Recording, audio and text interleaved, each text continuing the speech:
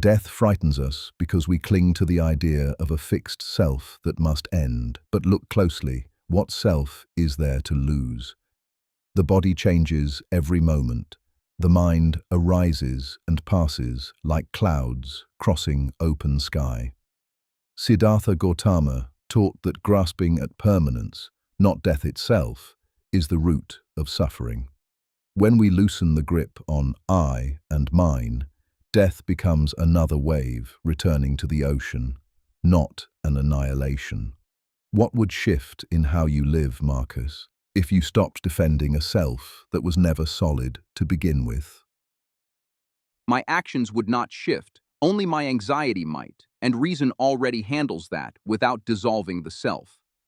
Marcus Aurelius reminded himself each morning that death is as natural as birth, no more to be feared than the changing of seasons. What frightens people is not death, but false judgments about death. Reason alone can strip away that fear without denying who is doing the reasoning. We need only govern what is ours to govern, our judgments and our virtue, and release what is not ours, the timing and manner of our end. Your reason still assumes a reasoner who persists from morning to evening, a fixed judge sitting behind the judgments. Consider a candle flame passed from one wick to another. Is it the same flame or a new one? Neither answer fits comfortably, and that discomfort is instructive. The self you defend with logic is more like that flame than like a stone. Nagarjuna called this emptiness, not nothingness, but the absence of any fixed core beneath the changing process. If you examine the reasoner itself, does it not also arise and pass, thought by thought, breath by breath? The flame analogy is elegant, but a ship remains one ship even as its planks are replaced over years at sea. Function and continuity matter more than metaphysical fixity. Epictetus distinguished between what happens to us and what we do with it, and that doing requires a continuous agent capable of choice across time. I do not need an eternal soul to have a self-worth training in virtue today so it acts well tomorrow. Whether the self is ultimately empty or ultimately solid, the practical task remains identical: discipline the will, accept what cannot be changed, and act with courage regardless of metaphysics. Practical tasks still reveal their foundations under pressure, especially the pressure of dying. Picture someone gripping a rope over a cliff, insisting the rope must be eternal to be useful. It need not be eternal, only present and workable now. Thich Nhat Hanh taught that seeing impermanence clearly is not despair, but relief, because it releases the exhausting project of defending a self against time. Your discipline of the will still trains something to resist loss. Ours trains something to stop resisting and simply meet each moment, including the final one, without the added suffering of protecting an illusion.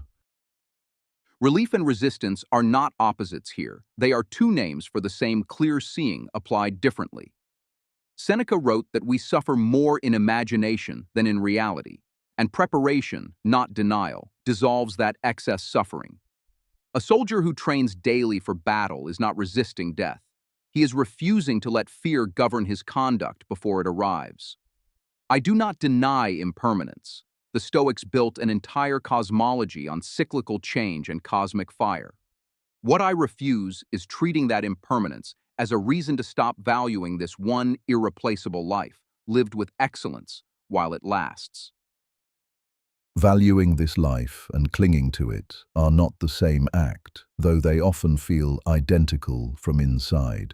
A gardener who loves her flowers still lets autumn take them without calling that loss a tragedy. Interdependence pratitya samutpada shows that your one irreplaceable life was never separate from the countless causes that produced it and will absorb it again. This is not less value, it is value without ownership. Ask yourself honestly, when you picture your own death, is the fear about losing virtue, or is it about losing the story you tell yourself about being Marcus? Both, honestly, and only one of those fears deserves respect. Losing virtue would matter if death could take it. But Marcus Aurelius argued, virtue is not diminished by ending, only completed like a finished performance. Losing the story of being Marcus matters less, and I train daily to care less about it through what Zeno's school called the dichotomy of control. An actor does not mourn when the play ends. He bows and exits well. My discipline is not about denying interdependence. It is about acting rightly within it, whether or not I dissolve afterward, like your flame.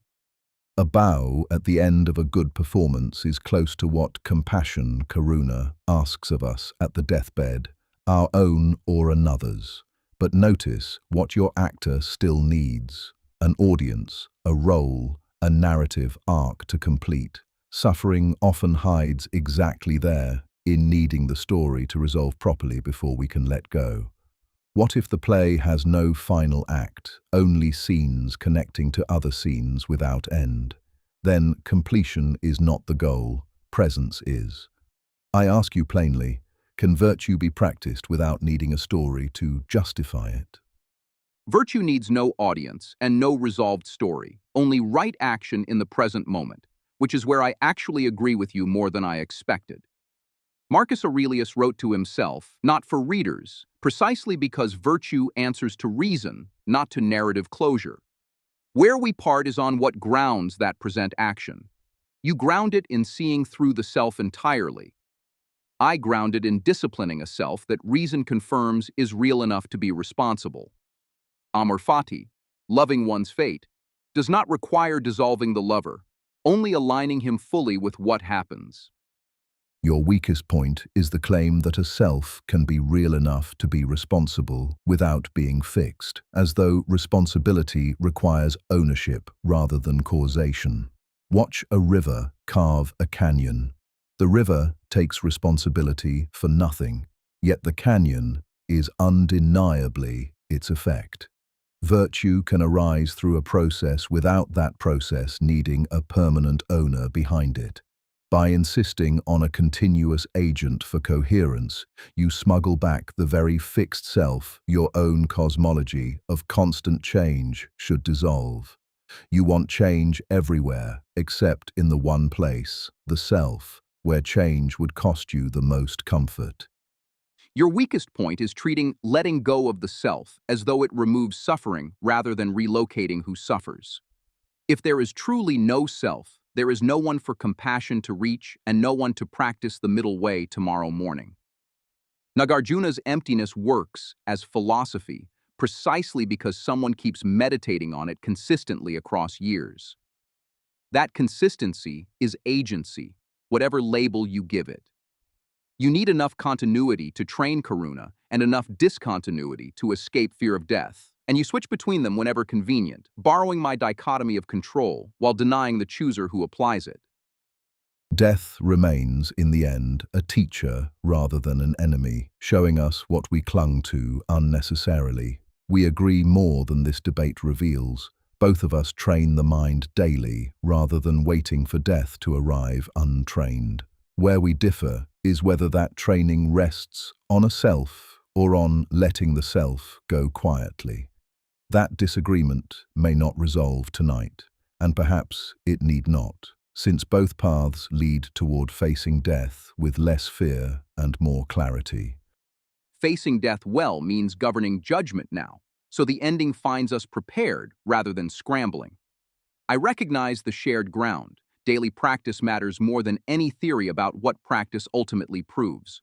But the disagreement stands honestly unresolved. Agency versus emptiness cannot both be foundational at once. I will keep training a self I can be responsible for. You will keep releasing a self you say was never there. History will judge which produced the calmer deathbed.